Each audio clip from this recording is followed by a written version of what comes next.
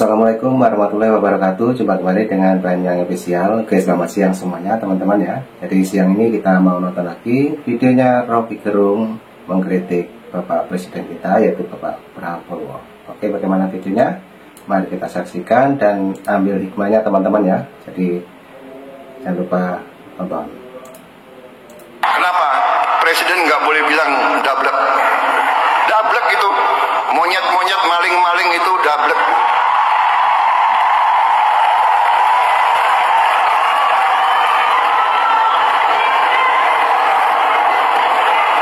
Nggak sadar-sadar ya.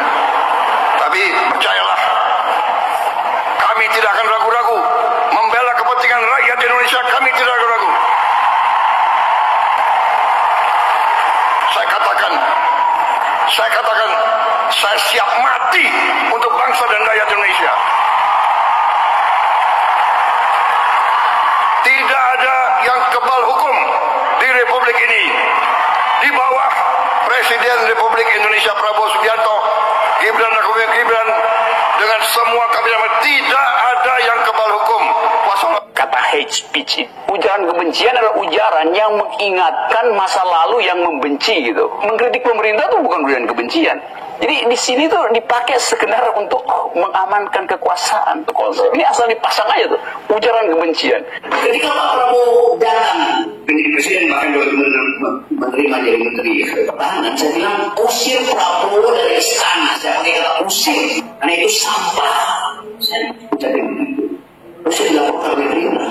Jadi nggak mungkin saya bermain-main di wilayah Prabowo. Saya bilang Rocky percaya bahwa dia bisa makan kepalanya sendiri. Saya dia bahkan percaya bahwa Anda kepalamu sendiri itu nggak mungkin saya terjadi. percaya yang bisa makan kepalamu sendiri. Karena nggak percaya, karena Anda nggak percaya, jangan biarkan ada sebuah ide yang memakan tubuhnya sendiri. Karena bahwa NKRI harus menjadikan tempat bagi ide untuk merobohkan NKRI. Itu kan kamu udah percaya bahwa kamu bisa memakan kepalamu sendiri. Prabowo dilantik, tetapi ada excess baggage. Prabowo bawa tong sampah di belakang yang namanya Jokowi. Sampai 5 tahun ke depan orang akan ingat itu. Jadi ada problem, legitimasi tidak diperoleh Prabowo. Padahal Prabowo ingin dia sempurna. Itu jadi ahistoris akhirnya kan? Cita-cita itu pernah ada dalam sejarah kita. Kok tidak ahistoris? Loh, iya, proses historis, enggak. Proses historis itu bukan sekedar dinamis. Ya ada statisnya, enggak ada dinamis lagi. Nah, ya kenapa kita ada pilih yang statis? Budiman tentu tahu cara berpolitik bahwa memang dia mesti minta dipecat tuh. Kalau dia mundurkan diri itu kurang heroik kan. Kalau dia minta dipecat, kalau nama Budiman akan terus beredar tuh. Tetapi bagi Prabowo ya udah nggak apa-apa itu. Buat sementara Anda saya perlukan tuh. Tapi Gerindra sendiri kan akan ada problem misalnya. Pelaku SKB argumentasinya punya keinginan implisit untuk menciptakan Orwellian state. Memang karena ini mengalir pada Orwellian state. Anda bilang tadi itu administratif sebuah organisasi negara, kok birokrasi. Ini kan tokoh-tokoh Gerindra akan anggap, oh iya ini numpang di ujung. Dan Gerindra akan anggap bahwa yang lebih utama adalah kader-kader yang berjuang dari awal. Jangan sekira Budiman juga begitu tuh. Jangan-jangan Prabowo lebih terbuka pada dia daripada tokoh-tokoh Gerindra sendiri itu. Enggak, itu Prabowo juga orang yang ngerti tentang psikologi ke partai dia itu. Berarti lagi bahas harga beras yang memang nggak bisa dibeli lagi oleh si istrinya. Oke Bung, anaknya yang nggak punya cukup tabungan lagi untuk jalan-jalan itu. Terus mau ditangkap itu? Oh enggak, seperti petani tadi bicara kritis pupuk. Itu bukan bagian dari subversi. Karena itu bukan bagian dari negara. Bukan, beda. Karena itu jangan kendalikan pikiran orang setelah dia jam kerja. Saya bicara setelah jam kerja. Kan banyak tokoh yang juga agak nyinyir tuh. Kenapa Budiman sih diterima? Enggak. Itu hanya menguji apakah kemampuan Prabowo itu untuk menertibkan nanti ketika dia memerintah itu berhasil apa enggak tuh. Tapi saya kira itu yang saya cemaskan atau bukan cemaskan sebenarnya.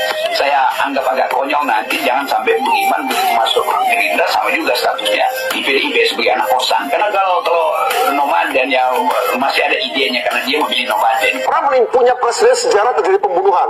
Tapi kalau kamu mengkafirkan orang bisa dibunuh. Itu punya sejarah historis atau kamu menyerang rasku, kamu menyerang etnisku, pernah punya sejarah. Tapi kamu mengkritikku, menyalahkan terus tidak pernah ada presiden pembunuhan. Jadi beda-beda. Apakah itu seperti ini sebetulnya ya hasil tukar tambah aja. Jadi Budiman jadi komoditas, bukan bagi teman-teman yang masih diehard untuk melihatkan bahwa PRD itu didesain dengan kekuatan ideologi yang otentik loh. Kok kenapa pemimpinnya akhirnya lemah? Hanya karena mungkin kekurangan uang atau ada hal yang mesti dia perlukan secara ekonomi. Karena itu artinya orang berpikir begitu. Jadi sayang beriman itu dari orang yang dianggap bergerak di jalan ideologis akhirnya didefinisikan sebagai seorang yang sekedar oportunis. Saya terangkan sedikit ya, itu kata hate speech itu kata pertama kali muncul di Eropa. Jadi ujaran kebencian adalah ujaran yang mengingatkan masa lalu yang membenci gitu.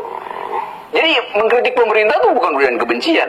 Kalau saya bilang Yahudi lu, itu ujaran kebencian karena Yahudi pernah diusir dari Eropa.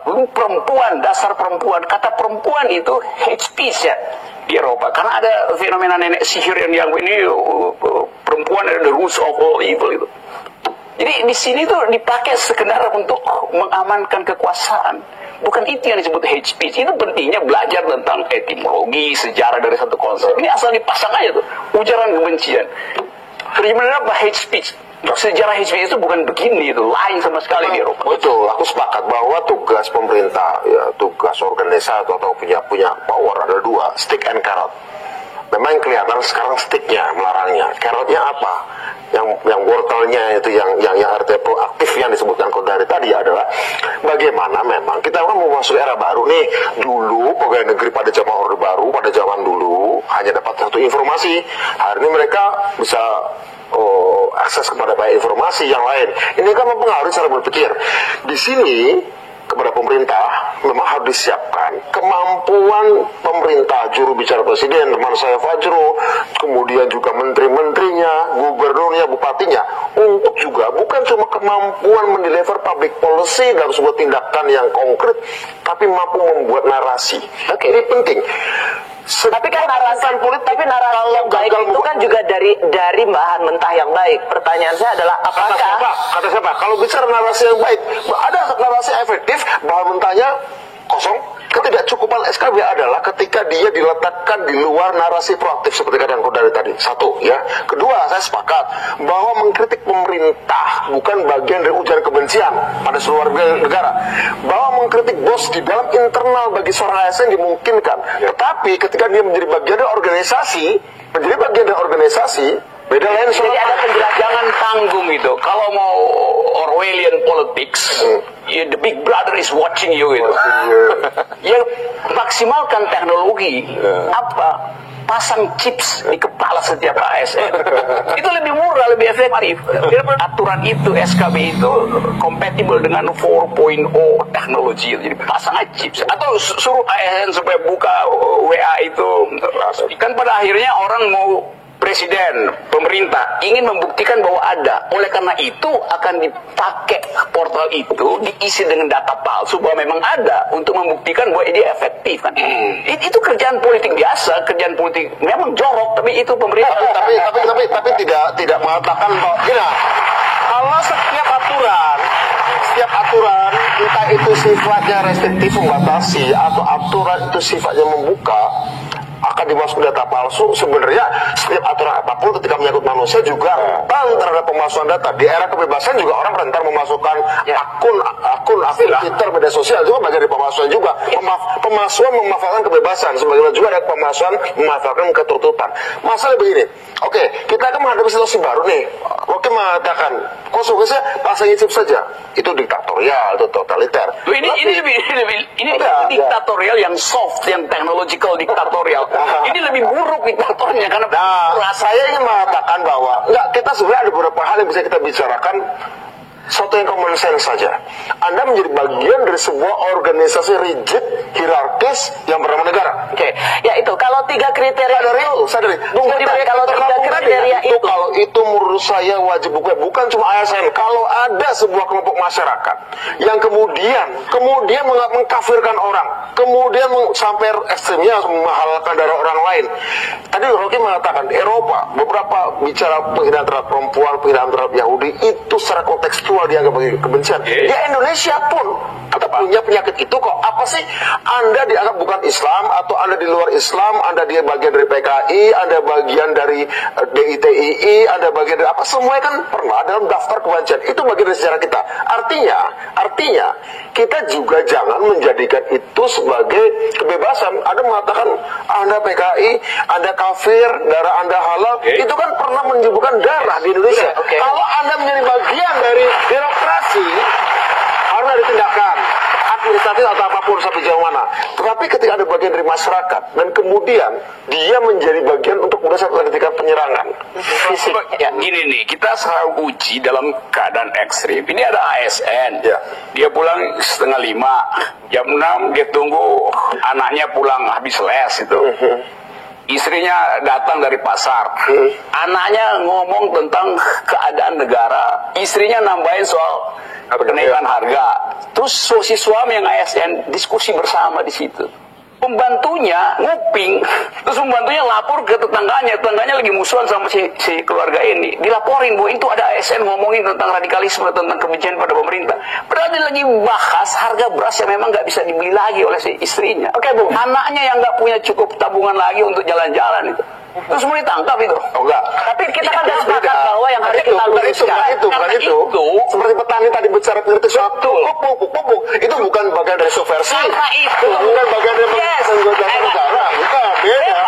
Karena itu, jangan kendalikan pikiran orang setelah dia jam kerja. Saya bicara setelah jam kerja. Sekarang misalnya, ada orang itu ngomong tentang kita mesti bikin negara sosialis, kalau bisa dekat komunis.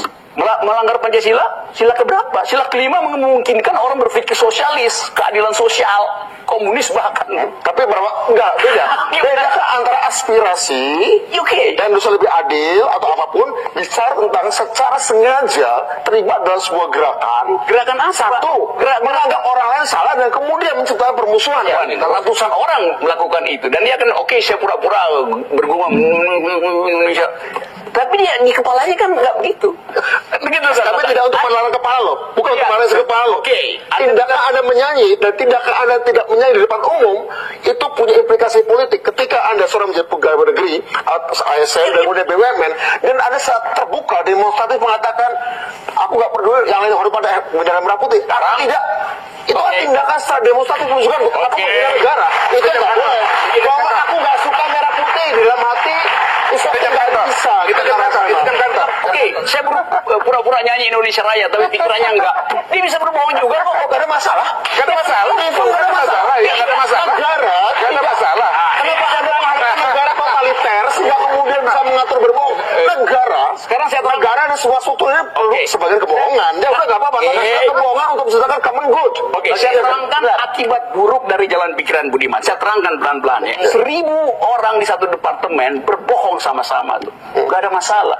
Karena dia ditekan, dia berbohong seolah-olah dia hormat Pancasila, padahal di dalamnya enggak. Terus pemimpinnya bilang evaluasinya bagus semua. Padahal bohongnya itu 2 menit kemudian itu bisa menghasilkan violence.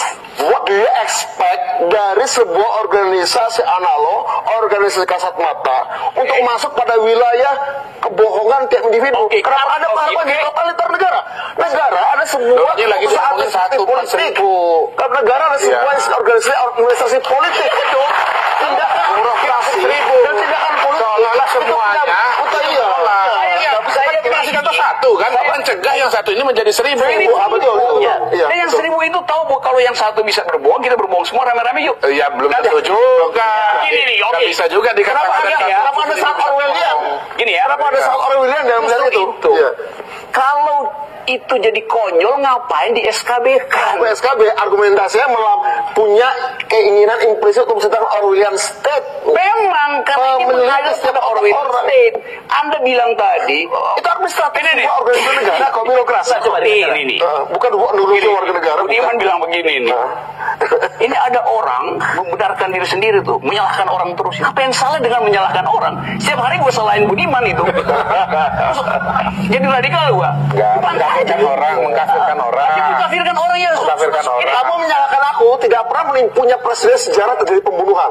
Tapi kalau kamu mengkafirkan orang, bisa dibunuh. Itu punya sejarah historis bisa dibunuh. Atau kamu menyerang rasku, kamu menyerang etnisku, pernah punya sejarah. Tapi kamu mengkritikku, menyalahkan aku terus tidak pernah ada presiden pembunuhan. Jadi berbeda.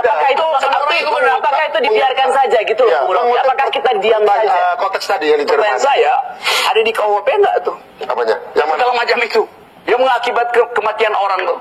Ya ada KUHP, itu Ya, SKB. makanya KUHP itu yang harus ditata ulang. Oke. Gitu. Nah, jadi tidak menyelesaikan masalah sepotong-potong. Oke, clear. Pasti tidak salah, masalah tidak selesai. Masalah tidak selesai, pasti. Masalah tidak selesai, sebagaimana kita tidak bisa menyelesaikan. Bukan saya bilang tidak benar, KUHP melarang itu. Oke. Itu sama dengan di kampus itu ada tulisan dilarang membawa pistol. Nggak perlu ditempel di kampus, KUHP larang itu. Itu rektor bego yang harus bilang membawa pistol. Tanya apa ya? Ini KUHP, undang-undang itu selalu dilahirkan dengan asumsi setiap warga negara, bahkan seorang baru akil balik pun diasumsikan tahu produk itu. Ya, oke teman-teman, itulah debat yang sangat seru ya, Rocky Gerung, dan sekaligus ucapannya Rocky Gerung mengkritik pemerintahannya Bapak Prabowo, yang dimana juga mengomentari tentang dulu waktu Bapak Jokowi ya menjabat sebagai presiden kita. Dan itulah ucapan-ucapan Rocky Gerung yang bagaimana dengan filosofinya. Nah, oke teman-teman, jadi mungkin yang sudah menonton dari awal sampai akhir, jangan lupa yang mau berkomentar silahkan tulis di kolom komentar saya. Dan itu dulu yang kita tonton, nanti juga ada video lagi dari Banyang Indonesia. Oke, terima kasih. Assalamualaikum warahmatullahi wabarakatuh. Thank you.